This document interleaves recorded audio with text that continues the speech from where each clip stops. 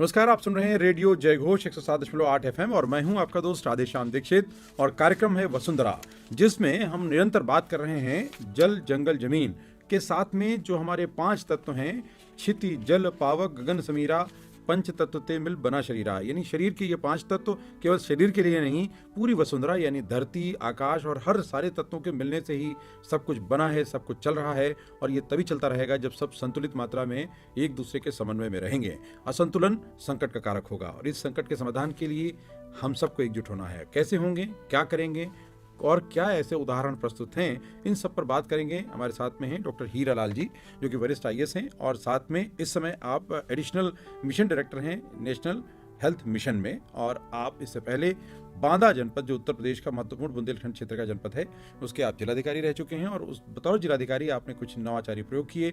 उन प्रयोगों से इन मुद्दों पर कुछ समाधान मिले, उन समाधानों का संकलन उन्होंने अपनी पुस्तक डायनेमिक DM में किया है और ये अपने आप में उदाहरण है कि बिना खर्च या बहुत कम खर्च में बड़े काम किए जा सकते हैं और उनके बड़े परिणाम प्राप्त हो सकते हैं। आपका बहुत बहुत स्वागत हमारे स्टूडियो में। हीरा लाल जी, आपका एक अभियान है पेड़ जियाओ अभियान। तो चूंकि देश दुनिया में वृक्षारोपण पर बहुत जोर दिया जाता है, लेकिन ये भी तथ्य है कि जो पेड़ लगाए जाते हैं उसमें तकरीबन आधे से अधिक पेड़ सूख जाते हैं या तोड़ दिए जाते हैं या नष्ट हो जाते हैं। कारण कुछ भी हो, बचाना जरूरी है। हीरा लाल जी, ये अवधारणा वृक्षारोपण से पेड़ जियाओ अभियान की तरफ जाने में आपका मूल चिंतन क्या है? देखिए, ऐसा है कि मैं बहुत परेशान रहता था कि हर साल जुलाई में जिलाधिकारी की अध्यक्षता में एक कमेटी बनी हुई है और पूरे 2-3 महीना खूब तैयारी होती है पेड़ की। वन विभाग इसका नोडल है और सब विभागों को हम पेड़ देते हैं और हर साल पेड़ लगाते हैं 25 करोड़ 30 करोड़ इस तरह से। लेकिन पेड़ लगाते तो हैं लेकिन वो जिंदा नहीं रहते। तो मुझे ये सताता था ये प्रश्न कि हम लगा रहे हैं, मरने के लिए थोड़ी लगा रहे हैं। तो जब मैंने इस बात को, जब मेरे को चांस मिला तो हमने कहा इस नारे में ही कुछ गड़बड़ी है। पेड़ लगाओ का जो नारा है ये गड़बड़ है। देखिए, नारे का और नाम का बड़ा महत्व होता है। तो हमने कहा ये पेड़ जियाओ अभियान होना चाहिए। पेड़ अगर लगाओगे तभी तो जियाओगे ना। तो पेड़ लगाओ अधूरा है और पेड़ जियाओ पूरा है, क्योंकि पेड़ आप जब लगाओगे तभी जियाओगे। तो हमने पेड़ जियाओ अभियान करके लोगों का चेंज कर दिया। अरे जिंदा रखना है, जिंदा रखना है, पेड़ जियाओ, पेड़ को जिंदा रखना है, पेड़ को जिंदा रखना है। पहले क्या था, पेड़ लगाओ और भूल जाओ। हाँ, भूल जाओ। यस, सही बात कह रहे हैं आप, पेड़ लगाओ और भूल जाओ। और बहुत से लोग, एक बड़ी चिंता की बात है, और चूंकि इस समय विश्व पर्यावरण दिवस के दिन से लगातार पेड़ लगाने की शुरुआत हुई है, लोग लगा रहे हैं, लेकिन एक चिंता की बात है कि ये विपरीत समय है, क्योंकि इस समय तापमान ज़्यादा है और बारिश नहीं है, तो इसलिए उन पेड़ों के जिंदा रहने की संभावना बहुत कम है। ये जागृति के लिए अभियान शुरू होता है विश्व पर्यावरण दिवस, कि आज के दिन से आप जागें और इस पर चर्चा करें, लोगों के अंदर भागीदारी का भाव आए और गड्ढे बनाने की शुरुआत करें, ताकि जब आपको पेड़ लगाना हो तब वाजिब वातावरण बन जाए और पौधों को जीने के लिए प्राकृतिक वातावरण यानी बारिश का पानी मिल जाए। तो ये जो गड़बड़ी है उसमें जो आपने प्रयास किया, उसमें क्या क्या प्रयोग किया आपने? देखिए, फिर हम वहाँ लोगों से पूछते रहे कि आखिर ये पेड़ क्यों नहीं लगते हैं। तो हमने वहाँ 8-10 प्रयोग किए, इसमें नए प्रयोग। जब हमने कह दिया पेड़ जियाओ अभियान, तो पेड़ जब हम लगाते हैं तो केवल पेड़ लगाते हैं, हमारी उससे कोई भावना नहीं जुड़ी होती है। क्या, जैसे हम बच्चा पैदा करते हैं तो ये इसलिए उसकी देख रेख हो, बड़ा करते हैं, पढ़ाते हैं कि ये बुढ़ापे की लकड़ी है, बुढ़ापे का सहारा है, हमें ये पैसा कमा देगा, हमें मदद, ये भावना जुड़ी है, इसलिए बेटे को सपोर्ट करता है परिवार को। पेड़ लगा दिया, उनको ये नहीं है कि हमें ऑक्सीजन देगा या हमें छाया देगा या कुछ मिलेगा, ये भावना नहीं है। तो जब तक भावना नहीं होगी पेड़ तो जिंदा नहीं रहेगा।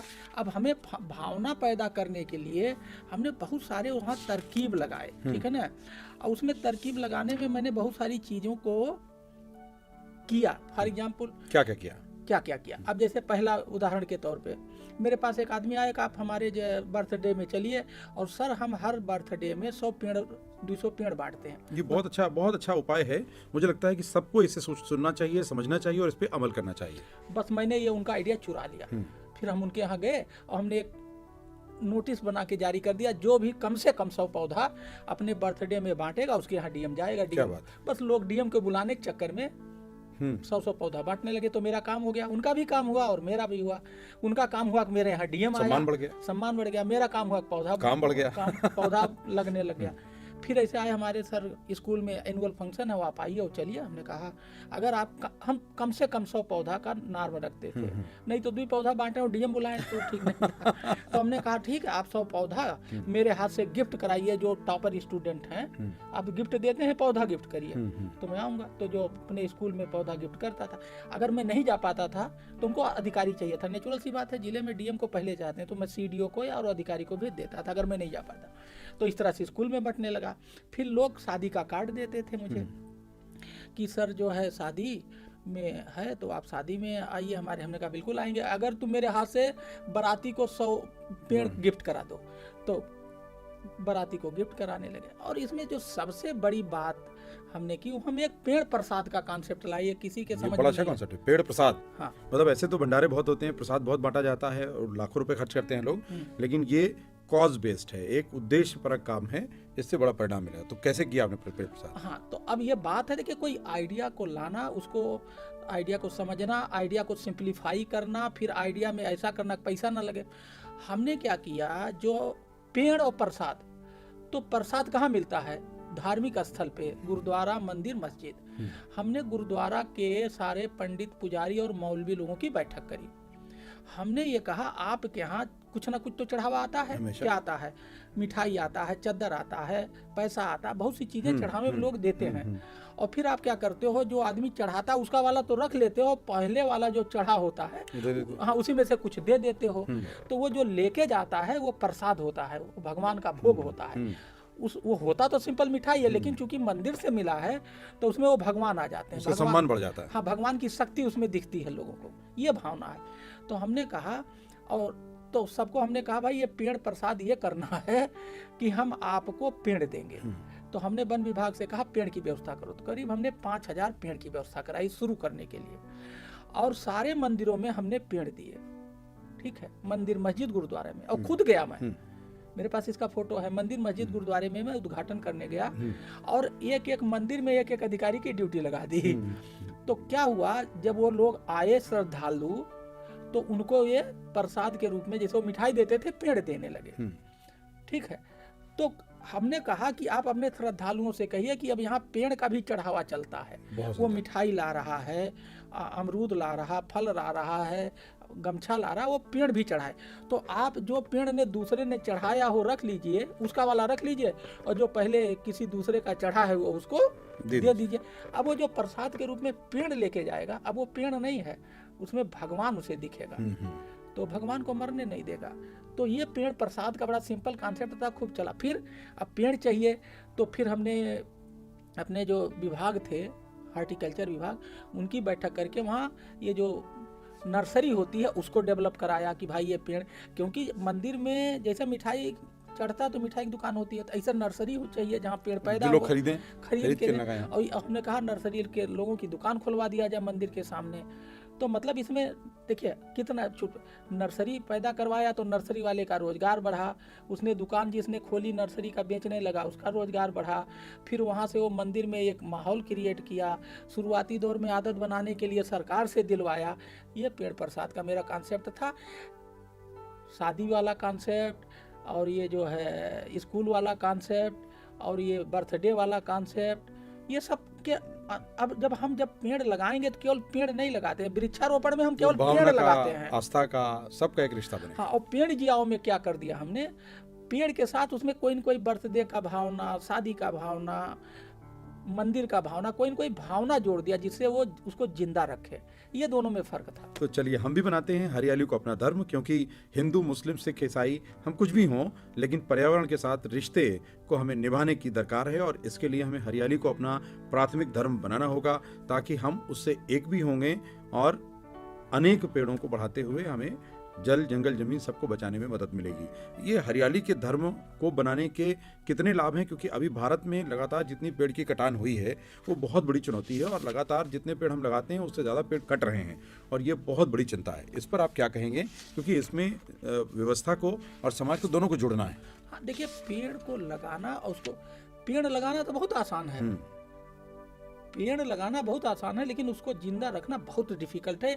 ये प्रैक्टिकल प्रॉब्लम है। आप कहीं पेड़ लगा दीजिए, जानवर खा लेगा या आधी तूफान आएगी तो मतलब उसको नुकसान होने के वो 24/7 रिस्क में, अटैक में रहता है, कोई न कोई अटैक कर देगा।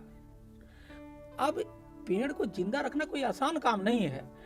तो जब ये आसान काम नहीं है तो इसको जब तक कोई आदमी अपने दिल और दिमाग से उसकी रक्षा भावना नहीं होगी, वो जिंदा नहीं नहीं रहेगा। रख पाएगा।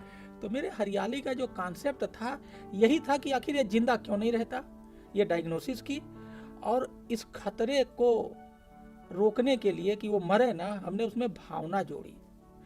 और वो भावना जब एक बार जुड़ जाती है, ऐसा नहीं हम लोग अपने घरों में पौधे, अपने घर के सामने पौधा लगाते हैं तो 5 रुपया पौधा लगाएंगे तो 100 रुपया का वो ग्रिल लगाते हैं, गार्ड लगाते हैं, बिल्कुल ठीक। अगर हमारी भावना नहीं होगी तो हम 100 रुपया क्यों खर्च बिल्कुल करेंगे? बिल्कुल बिल्कुल, और इसीलिए संकट खड़ा हो रहा है। इसीलिए संकट खड़ा हो रहा है। तो मेरा ये कहना है, अब जैसे हम लोग जो वृक्षारोपण विभागों में करते हैं, हम लोग विभागों को टारगेट, तुम इतना लगाओगे, तुम इतना लगाओगे, जबरदस्ती होता है एक तरह से देखा जाए।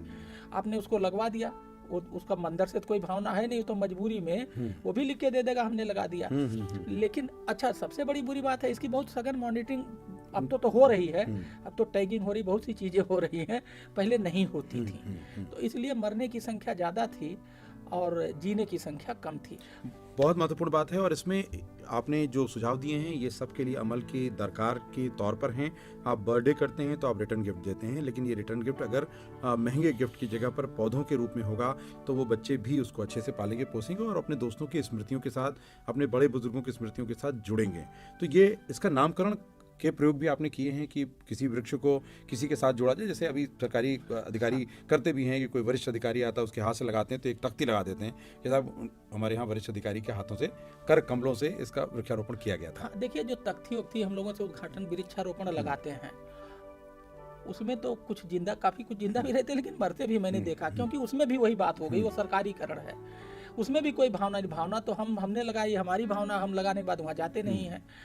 तो नामकरण वाला प्रयोग हमने नहीं किया, लेकिन ये नामकरण वाला ऐसे बहुत सारे प्रयोग हो सकते हैं। हमने तो 8-10 किए, ये हजार मतलब सैकड़ों की संख्या में हो सकते हैं। नामकरण पे वृक्ष बांटना चाहिए, गिफ्ट देना चाहिए। अंतिम संस्कार में वृक्ष, जहाँ दान और लेन देन की बात है, जहाँ धर्म से कोई जुड़ा है, उसमें जो दान देना है लेना है वो वृक्ष होना चाहिए, मतलब मूल वृक्ष हो जाए। हाँ, वो वृक्ष हो जाए। तो क्यों, देखिए हम आपको बताएं, वृक्ष के बारे में लोगों ने के अंदर इसका इम्पोर्टेंस, हरियाली, खुशहाली और प्राण वायु देने वाला फैक्ट्री ही पौधा है। बिल्कुल ठीक बात। हरियाली, खुशहाली और 24 घंटा जिस प्राण वायु को हम लेते हैं वो दे रहा है। इन तीनों की फैक्ट्री क्या है? पौधा है।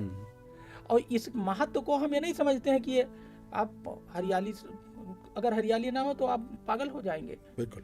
हाँ, और खुशहाली हमें देता है, और मतलब हम सोते हैं तो एक ही चीज़ है, 24/7 जिसको लेते हैं वो ऑक्सीजन, वो कहाँ से आता है? पेड़ों से पेड़ आता है। तो ये बहुत बड़ी फैक्ट्री है जिसको हम समझते नहीं हैं। आपने अंतिम संस्कार की बात की, तो अंतिम संस्कार पे तो बड़े शोकाकुल लोग होते हैं, तो ऐसी अवस्था में वृक्षारोपण के जो आपने प्रयोग किए उसमें आपके अनुभव क्या रहे? देखिए, मैंने तो नहीं किए, लेकिन कई लोगों ने किए और मुझे बताया गया, क्योंकि मैं रिसर्च करता रहता था कि और क्या जोड़ें, और मैंने अचानक कुछ नहीं शुरू किया। हमने तो प्रेरण प्रसाद से इसकी शुरुआत की थी। फिर वो एक आदमी, हमने कोई चीज़ आता है तो मैं नकल कर लेता हूँ, क्या वो आया, उसने कहा हमारे बर्थडे, मेरे हमने कहा ये तो हमारे पार्ट हो जाएगा। किसी ने कहा स्कूल में चलो, हमने कहा 100 बांटो तो चलेंगे। हमने उसको किया, उसको रूल इसमें जोड़ते गए और उसको रूल बनाते गए। तो इस तरह से जो ये बात है, मैंने कहीं सुना है कि वहाँ जब अंतिम संस्कार के बाद वो जो मुंडन होता है या 13वीं होती, तो मुंडन में वो जहाँ जाते हैं तो वहाँ पेड़ बांटते हैं, पेड़ लगाते हैं, और कहते हैं ये जो ऑक्सीजन इससे निकलेगा पेड़ से ना, वो पिताजी का वो या पिताजी माताजी को का या जो भी, हाँ, वो जाएगा वहाँ, वो लोग जहाँ ऊपर गए हैं वहाँ ऑक्सीजन की जरूरत, मतलब समथिंग लाइक कोई न कोई बात, तो एक रिश्ता बन गया। हाँ, रिश्ता बन गया। तो अंतिम संस्कार भी एक बहुत बढ़िया इवेंट, मतलब है हमारे लिए तरीका, जिसमें हम ये कर सकते हैं, नामकरण में कर सकते हैं। ऐसे बहुत सारे तरीके हैं, जहाँ गिफ्ट है वहाँ पेड़ की गिफ्टिंग होनी चाहिए। और ये प्रोत्साहन बढ़ाने का काम है, क्योंकि अगर आप बच्चों को भी आप प्रोत्साहित करते हैं, तो हमने ये देखा है कि बच्चे जब कक्षा में कोई एक प्रोजेक्ट मिलता है तो बच्चों को बताया जाता है कि आप पौधा लगाएंगे, फिर उसकी तस्वीर भेजेंगे, तो बड़ा उत्साह होता है। हाँ, अब आपने बच्चे की बात की, हमने ये भी प्रयोग किया। हमारे वहाँ 8 स्कूल थे शहर में, तो नगर पालिका में वृक्षारोपण का टारगेट होता है, तो हमने बड़े बड़े पेड़ बुक करा दिए। फर्रुखाबाद में कायमगंज में नर्सरी होती है, और हमने उसका जो पैसा था, जिसका जिसने जितना पेड़ लिया वहाँ से इनको उसकी फंडिंग करा दी, खरीदारी करा दी नगर पालिका। और जिस नगर पालिका या टाउन एरिया में जितने स्टूडेंट थे उनके स्कूल के माध्यम से हमने स्टूडेंट की संख्या जुटवा ली, उतना हमें पेड़ चाहिए था। और उसके बाद क्या पहले हमने बच्चों से कहा स्कूल के माध्यम से कि ये गड्ढा खोदें। अगर उनके पास गड्ढा के खोदने की जगह नहीं है तो ये घर में कूड़ा कबाड़ का, जैसे टीना है या कनस्तर है, जो भी छोटा बर्तन है उसमें मिट्टी डालें, गोबर डालें, और उसके बाद ये 2 महीना उनकी तैयारी की। पहले मैंने पौधा उनके दिल और दिमाग और सोच में लगाया। जब हर जगह से सूचना गया और 15 दिन पर मैं मॉनिटरिंग करता था, कहाँ कितने गड्ढे खुदे, कितने कनस्तर तैयार हुए, कितने में मिट्टी गया, कितने में गोबर गया और पौधा। तो जब इसको हमने मई और जून में तैयारी की और जुलाई के फर्स्ट वीक में जब पहली बारिश हुई तो हमने वो पौधे मंगा करके बच्चों को दे दिया, ठीक है। और मैं खुद गया, ठीक है ना। ये देखिए जो मैंने अपनी किताब डायनेमिक डीएम लिखी है, इसका जो 3.6 चैप्टर है पेड़ जियाओ अभियान, मैंने ये पूरा लिखा हुआ।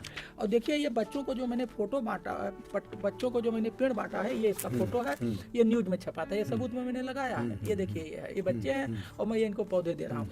तो बच्चों से अगर ये कराया जाए, अगर इसको स्कूल के माध्यम से ये काम कराया जाए, तो जो बच्चा है ना, हरियाली और हरियाली के लाभ को वहाँ पढ़ेगा भी और ये इस टाइप का प्रयोग करके सीखेगा भी।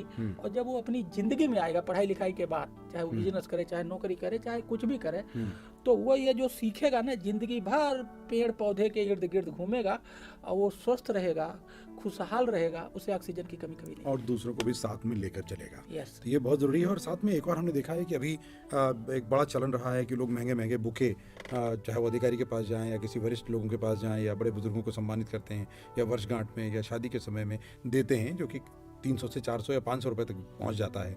और अब धीरे धीरे लोगों में जागरूकता आ रही है कि लोग अब उसकी जगह पौधे लेकर जा रहे हैं। तो अगर ये चलन और बढ़ जाए तो इसको बढ़ाने में आपको क्या लगता है कि क्या संभावना है और लोगों को कैसे इससे जोड़ा जाए? ये बिल्कुल सही बात करें। बुके को रिप्लेस कर दिया जाए पेड़ से, और ये टॉप टू बॉटम शुरू ऊपर अवश्य से कर दिया जाए, और इसको एक रिटर्न कर दिया जाए कि यथासंभव बुके नहीं पौधे का ही जो है आदान प्रदान किया जाए। जब आप किसी से शिष्टाचार मुलाकात करने जाते हैं, बुके ना दे पौधा दे। बहुत बढ़िया आइडिया है, लागू हो जाना चाहिए और सब तक ये पहुंचेगा भी, तो इससे लाभ भी होगा और इसका विस्तार भी होगा। तो ये बहुत महत्वपूर्ण हमने बात की है। और इन बातों के साथ में हम एक छोटा सा अल्प विराम लेते हैं और उसके बाद लौटते हैं और भी कुछ उपायों के साथ में कुछ परिणामकारी तथ्यों से जुड़ते हैं और डॉक्टर हीरालाल जी के जो कोशिशें हैं वो कैसे अंजाम तक पहुंची हैं और उसको कैसे अन्य लोग भी अमल कर सकते हैं, इस पर भी बात करेंगे एक छोटे से अंतराल के बाद। कार्यक्रम जारी है वसुंधरा, सुनते रहिए रेडियो जय घोष।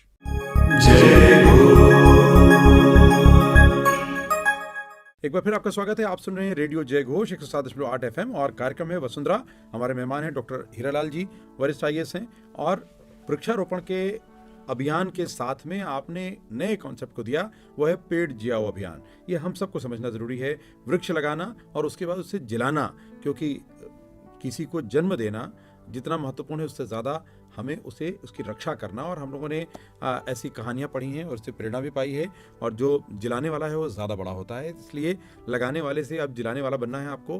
पेड़ को लगाएं लेकिन उसको जलाने की जिम्मेवारी लें, और अगर आप ऐसा करते हैं तो ये आपके लिए भी श्रेयस्कर होगा और समाज के लिए भी श्रेयस्कर होगा।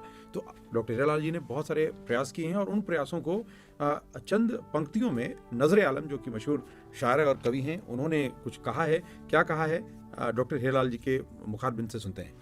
देखिए, जो मैंने एक किताब लिखी है डायनेमिक डीएम की, इसमें मैंने जो भी इस तरह के सब मेरे नए प्रयोग हैं और इसी तरह के मतलब हटके हैं। तो हमने नजर आलम एक वहाँ बहुत बड़े शायर थे और बहुत बढ़िया अच्छे इंसान थे, मेरे साथ मिलके काम। तो हमने कहा कि ये जो हमारा ये पेड़ जियाओ अभियान है, इस पूरे अभियान को, मेरे अभियान को जानते हैं, 4 लाइन लिख दो, मैं आपके नाम से किताब में छाप दूँ, वो जिस्ट हो। तो देखिए उन्होंने कितना बढ़िया किया है। ये मेरा नहीं है, नजर आलम का, मैंने लिखा है। मंदिर मस्जिद गुरुद्वारे को, होली को दिवाली को, धर्म कर्म से जोड़ दिया है डीएम ने हरियाली को। बहुत सुंदर। दुनिया में हर काम से पहले इतना हर इंसान करे, दुनिया में हर काम से पहले इतना हर इंसान करे। सबको जीवन देने वाले पौधों का सम्मान करे। बहुत ज़रूरी, बहुत बहुत साधुवाद ये महत्वपूर्ण बात के लिए। और ये एक नज़ीर है नज़र आलम की नज़र से, और ये हम सबको इस पर अमल करना चाहिए। हम धर्म के संघर्ष में बहुत जुड़ते हैं, लेकिन हमें हरियाली के लिए संघर्ष करना होगा। और अगर हम आज नहीं करेंगे तो कल हमारी पीढ़ियाँ इसके लिए संघर्ष करेंगी। उनको साफ हवा नहीं मिलेगी, साफ पानी नहीं मिलेगा, उनको ठंडक नहीं मिलेगी, शीतलता के लिए भटकना पड़ेगा। हम देखते हैं कि आज भी हमारे पुरखों ने जो पेड़ लगाए हैं वो पशु पक्षियों को, जीवों को, जंतुओं को और मनुष्य को भी न केवल छाया देते हैं, फल फूल और खुशी भी देते हैं, और ज़रूरत पड़ने पर एक शेल्टर, आश्रय भी देते हैं। और ये सब तभी संभव होगा जब हम भी आने वाली पीढ़ियों को ऐसा देंगे। तो डॉक्टर हीरालाल जी ने बहुत से प्रयोग किए हैं। कुछ ऐसी बातें जो चलते चलते आप ज़रूर बताएं कि जो इस सब को समाप्त करते हुए कि ये रूल्स हैं और ये डोंट्स हैं, क्या करें और क्या बिल्कुल ना करें, क्यों कि अगर हम करेंगे नहीं तो फिर पछताएंगे। देखिए, मेरे एक नई चीज़ बात ये आई है, जब हम जैसे अभी आपने एक बात कही कि जो पौधे और हरियाली जो हवा हमें मिल रहा है, हमने तो कोई पौधा लगाया नहीं। मान लीजिए हमने अपनी ज़िंदगी में कोई पौधा नहीं लगाया, तो ये जो हमें ऑक्सीजन मिल रहा है कहाँ से मिल रहा है? चाहे हमारे पिताजी ने लगाया, चाहे दूसरे के पिताजी ने लगाया, तो हम दूसरे की खा रहे हैं, तो ये हमारे ऊपर कर्जा है ना। कर्जदार हैं, बिल्कुल कर्जदार। तो ये कर्जा उतारना चाहिए हमें। पौधा लगा के कम से कम हम अपने संतान को क्या दे के जाएंगे? हम उसे कई करोड़ की संपत्ति दे दें, सब कुछ दे दें, ऑक्सीजन नहीं मिलेगा तो जिंदा नहीं रहेगा, तो करोड़ क्या करेगा? तो हर आदमी को पौधा लगाना चाहिए, और उस पौधे से वो जो ऑक्सीजन मिलेगा उसको जिस तरह से पैसा देके जाते हैं, संपत्ति देके जाते हैं, अब हमें ऑक्सीजन भी देके जाना चाहिए। बिल्कुल, ऑक्सीजन का बैंक बैलेंस बढ़ाना है।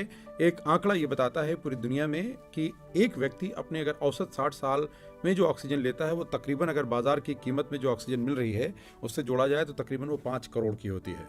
तो आप प्रकृति के, प्रभु के, इस धरती के 5 करोड़ के कर्जदार तो बन ही गए हैं, और ये आप चुका पाएं ये बड़ा मुमकिन नहीं है ऐसे कमा कर। तो आप कैसे कर सकते हैं, इसको चुका सकते हैं कि आप उतने पेड़ लगाएं, उतनी ऑक्सीजन आप जितनी ले रहे हैं उतनी रिटर्न गिफ्ट के तौर पर प्रकृति को दें, अपने बच्चों को दें। ऐसा करते हैं तो बहुत अच्छा काम करेंगे। हम लोगों के बाबा, दादा, नाना, उन सब ने ये काम किया है, हमने छोड़ा है, तो हम अपनी जिम्मेदारी का निर्वहन करें और दायित्वों से जुड़ें। और डॉक्टर हीरालाल जी को शुभकामना अदा करें कि वो हमारे स्टूडियो में आए और आपके मूल कर्तव्यों के प्रति उन्होंने जगाने का काम किया है, आपको बताने का काम किया है, तरीकों को समझाने का काम किया है, और आपने अगर समझा है तो इस पर अब बारी अमल की है। और अगर आप अमल करते हैं तो न केवल हम सब के लिए बल्कि पूरी वसुंधरा के लिए लाभकारी होगा। तो आपको बहुत बहुत धन्यवाद डॉक्टर साहब हमारे बीच में आने के लिए। और आप चूंकि इस विषय पर अध्ययन करते हुए आप डिलीट कर रहे हैं, और सज्जन संचार के माध्यम से लोगों तक ज़्यादा से ज़्यादा बातों को कैसे पहुंचाया जाए, और गाँव की संस्कृति है उससे आप जुड़े हुए हैं, इसलिए मॉडल गाँव पे काम कर रहे हैं, इसलिए गमछा अपने साथ रखा है, क्योंकि रुमाल छोटा पड़ जाता है। अगर तोहफा बांध कर ले जाना हो, अगर कुछ सहेजना हो, अगर धूप में सर भी छिपाना हो तो गमछा काम आता है। हाँ, जैसे ये मॉडल गांव में वृक्षारोपण हमारा बहुत बड़ा आयाम है, 25 आयाम है। बिल्कुल, पानी बचाओ, वृक्षारोपण, ये सब हमारे ऑर्गेनिक फार्मिंग, जल जंगल जमीन मॉडल गांव का सबसे इम्पोर्टेंट एस्पेक्ट है। चलिए, तो आप भी इससे जुड़ें और मॉडल जीवन बनाएं, क्योंकि आपका जीवन मॉडल होना ही चाहिए, जहां पर हम एक न्याय प्रियता के साथ रहें। धन्यवाद कार्यक्रम वसुंधरा को सुनने के लिए। और अगर आपने इसे समझा है, आपने जाना है और आपको अच्छा लगा है तो इसे दूसरों तक पहुंचाएं। हमारे डिजिटल प्लेटफॉर्म पर उपलब्ध लिंक को आप शेयर कर सकते हैं, रेडियो जय घोष, और साथ में आप हमारे मोबाइल ऐप के लिंक को भी शेयर कर सकते हैं। और अगर आप नियमित श्रोता हैं तो अपना फीडबैक ज़रूर दीजिएगा, क्योंकि आपकी फीडबैक से हम सुधार करेंगे। हमारी अगर कोई कमी होगी और भी आपको चाहते हैं सुनना तो उसको भी लेकर आएंगे। और ऐसे ही डॉक्टर हीरालाल जी के साथ और भी विषयों पर बात होगी। सुनते रहिए रेडियो जय घोष।